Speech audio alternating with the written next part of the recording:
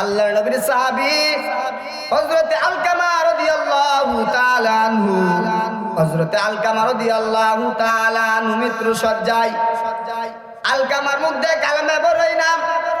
আলকামা রাদিয়াল্লাহু তাআলা মৃত্যু অবস্থায় আলকামার মুখ দিয়ে কালেমা বের হয় না। এবার সাহাবায়ে কেরাম রাদিয়াল্লাহু তাআলা আনহুরা আল্লাহর নবীর কাছে গিয়ে নালিশ দিলেন, ইয়া রাসূলুল্লাহ, ইয়া হাবিবাল্লাহ, আপনার সাহাবী আলকামার মুখ দিয়ে তো কালেমা বের হইতেছে না।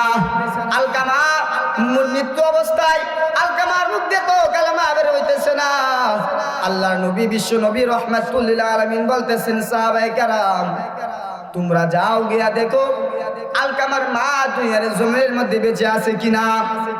একজন সাহাবী গেলেন, গিয়া দেখেন আলকামার মা দুনিয়ার জমিনের মধ্যে বেঁচে আছে। এবার আলকামা রাদিয়াল্লাহু তাআলা আনহু মাকে বলতেছেন, ও মা, তোমার কি একটা সন্তান আছে? আলকামা বলে, হ্যাঁ আমার সন্তান আলকামা।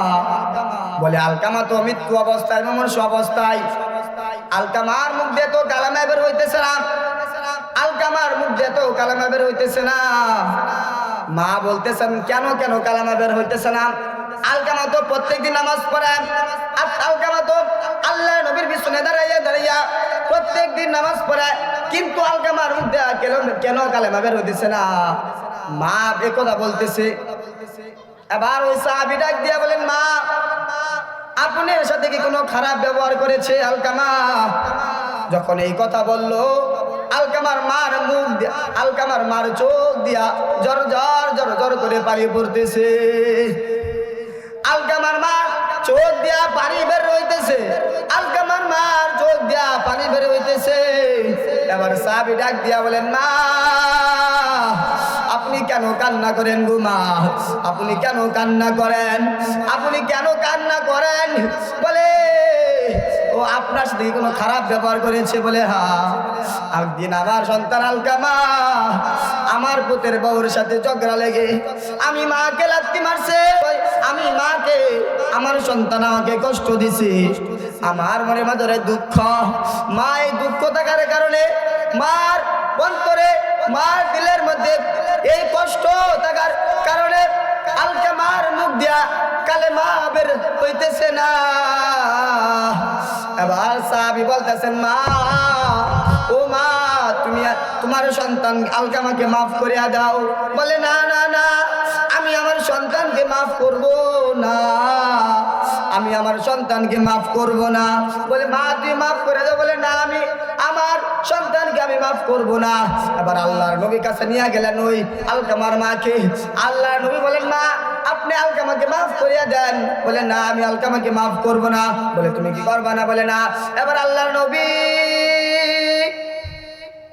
বিশ্ব নবী রাহমাতুল লিল আলামিন বলতেছেন, সাহাবায়ে কেরাম যাও যাও, তোমরা কিছু লাকড়ির ব্যবস্থা করো, আর কিছু তেলের ব্যবস্থা করো, লাকড়ির ব্যবস্থা করো। আলকামাকে আমরা আগুন জ্বালিয়ে পুড়ে ফেলবো। আলকামাকে আমরা আগুন জ্বালিয়ে পুড়ে ফেলবো।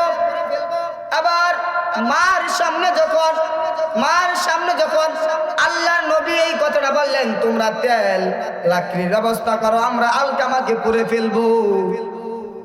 এবার এই কথা শোনার পর মার চোখ দিয়া জর জর জর জর করে পানি পড়তেছে। আবার আলকামা রাদিয়াল্লাহু তাআলা আনহু মা বলেন, ইয়া রাসূলুল্লাহ, ইয়া হাবিবাল্লাহ, জান জান জান, আমি আমার সন্তানকে মাফ করে দিলাম। কন্যা সুবহানাল্লাহ। আর জোরে বলেন না সুবহানাল্লাহ। এই কথা বলার পর আলকামার মুখ দিয়ে বের হয়ে গেলেন। মা যখন এই কথা বলছেন, জানো ইয়া রাসূলুল্লাহ, আমি আমার সন্তানকে মাফ করে দিলাম, এই কথা বলার পর আলকামা রাদিয়াল্লাহু তাআলা মুখ দিয়ে বের হয়ে গেলেন। সবাই বলেন, লা ইলাহা ইল্লাল্লাহু মুহাম্মাদুর রাসূলুল্লাহ সাল্লাল্লাহু আলাইহি ওয়াসাল্লাম।